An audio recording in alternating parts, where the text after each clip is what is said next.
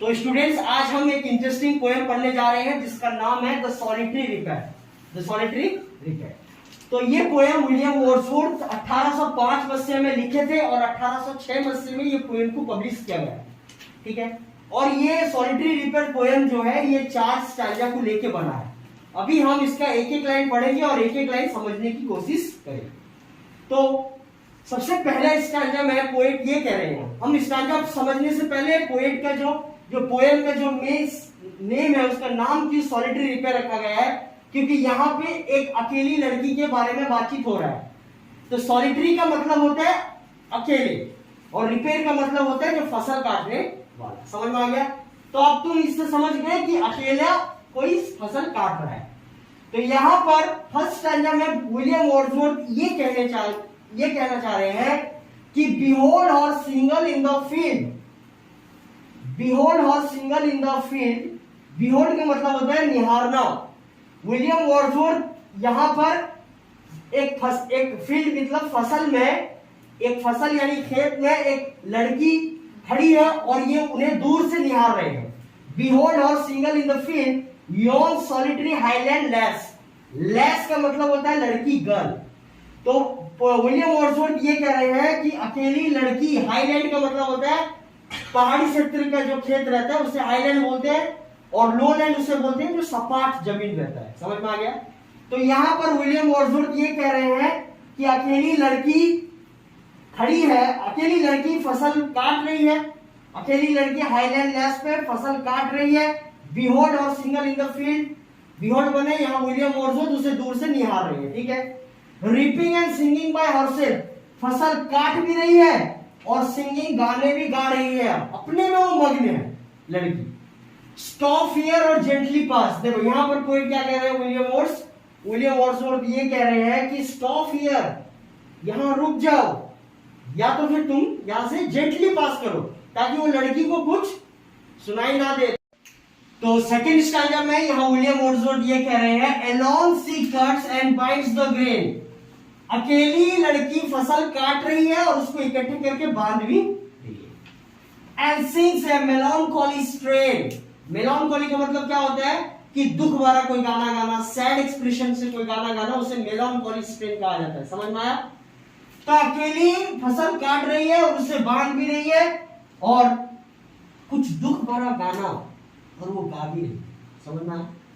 ओ listen, क्या बोल रहे हैं विलियम वर्ड्सवर्थ? बोल रहे हैं O listen for the vale profound is overflowing with the sound. और ये लड़की जो गाना गा रही है, वेल मतलब होता है कि वैले, घाटी। वैले घाटी, जिस तरह उड़ीसा में हमारा है ना चिली का एक घाटी है। तो यहाँ पर पोएट कह रहे हैं सुनो सुनो, जो वैले का जो साउंड होता है इससे भी वो ओवरफ्लोइंग करके जा रहा है, इसका गाने का इतना मधुर आवाज है।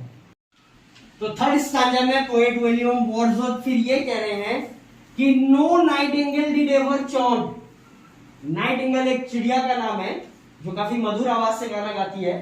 तो बोलते हैं डिड, मतलब पास्ट है ना, डिड, वो कभी अपने लाइफ में नाइटिंगेल को भी इतने खूबसूरत तरीके से गाना गाते हुए नहीं सुने थे। No nightingale did ever chaunt more welcome notes to weary bands. Welcome notes किसे कहते हैं? जो सारे गा मा पा, उसे क्या बोलते हैं? Welcome note. माने ऐसा वेलकम नोट्स वो यूज कर रही है कौन? लड़की। कि नाइटिंगेल भी एक ऐसी चिड़िया मधुर आवाज से गाना गाती है, वो भी कभी इस तरह गाई थी, वो सुने नहीं है। कौन? विलियम वर्ड्सवर्थ यहाँ पर कह रहे हैं। Of travellers in song सैडी horn. Travellers का मतलब होता है जो भ्रमणकारी, जो भ्रमण करते हैं। तो of travellers in सैडी horn among Arabian sand. जब अरेबियन सैंड बने, डिजर्ट इलाका रहता है अरेबियन, सऊदी अरब पूरा डिजर्ट इलाका है, वहां पर जब लोग थक जाते हैं तो आप बैठ के क्या करते हैं? रेस्ट लेते हैं, छांव खोजते हैं। तो यहाँ पर वही बोल रहे हैं कि जो ट्रैवलर्स मतलब जा रहे हो, यहाँ से गुजर रहे हो, हाँ, अरेबियन सैंड से, जैसे अरेबियन सैंड से जो लोग जाते हैं तो लोग खोजते हैं कि कहीं पर एक अच्छा जगह मिल जाए, हम बैठ जाए, थोड़ा रेस्ट ले लें। तो यहाँ पर पोएट विलियम वर्ड्सवर्थ ये कह रहे हैं कि जो भ्रमणकारी यहाँ से जा रहे हो, अगर छांव खोज रहे हो तो यहाँ पर बैठ जाओ, हाँ, यहाँ पर बैठ जाओ और इस लड़की का गाना सुनो, तुम्हारा भी जो मन है खुश हो जाएगा। नेक्स्ट इन फोर्थ स्टैंजा तो विलियम वर्ड्सवर्थ ये कह रहे हैं कि a voice so thrilling never was heard in springtime from the cuckoo bird breaking the silence of the sea among the farthest hebrides। तो a voice so thrilling never was heard, William Wordsworth कह रहे हैं कि ऐसा voice, ऐसा स्वर उनकी जिंदगी में कभी सुने नहीं थे। इतना प्यारा वो लड़की गा रही थी, ऐसा आवाज कभी सुने नहीं थे। In spring time from the cuckoo bird, बसंत ऋतु में जब कुकू मैंने कोयल गाती है, बड़ा सुरीली गाती है, सुरीला गाती है, तो कुकू बर्ड को भी इस तरह इतना मीठे आवाज से पोएट कभी सुने नहीं थे। इतना खूबसूरत तो लड़की गा रही है। Breaking the silence of the sea, तुमको तो पता होगा समुद्र कितना शांत रहता है कि नहीं?